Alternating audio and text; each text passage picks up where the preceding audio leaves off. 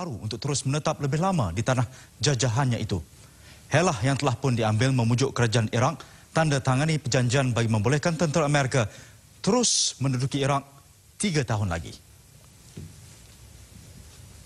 Salam Dunia, minggu ini saya Zaini Yohi kembali mengambil giliran mengudarakan RTM Dunia, perspektif dunia anda, rancangan yang terus panas.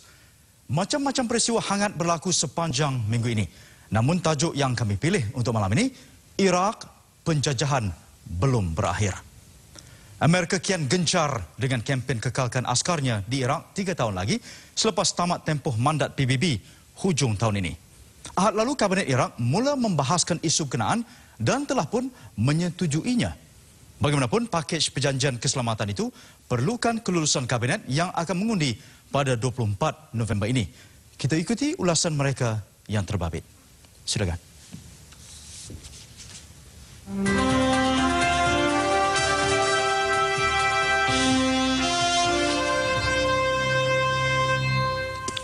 وافق مجلس الوزراء العراقي في جلسة استثنائية هذا اليوم الأحد على مسودة اتفاقية انسحاب القوات الأمريكية من العراق بإجماع أغلبية الوزراء.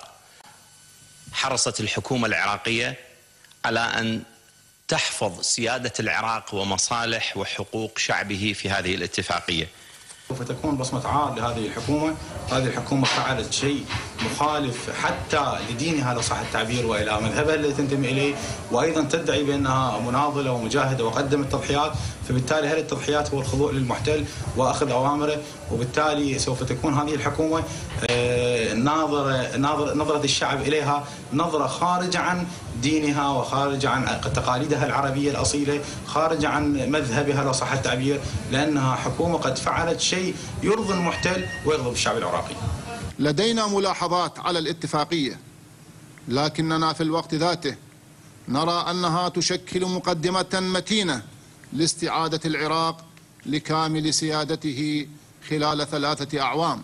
وأؤكد لكم أن لا وجود لبنود وملاحق سرية في الاتفاقية ولا قواعد عسكرية دائمة فوق أراضي العراق الذي لن يكون أبدا ممرا أو منطلقا لشن أي هجوم على أي دولة أخرى.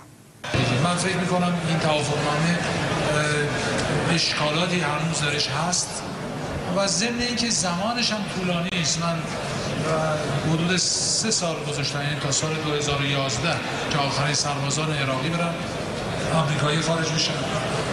فکر می‌کنم الان توانمندی‌هایی که در دولت عراق هست خیلی زودتر از این میتونن از زیر بار این یوغ اشغال خارج بشن و همونطور که رئیس جمهور جدید آمریکا هم گفته ما 16 ماهه یا 18 ماهه میخوایم از عراق خارج بشیم، همون زمان بندی معقولتر است و این زمان بندی در اینجا گذاشته شده.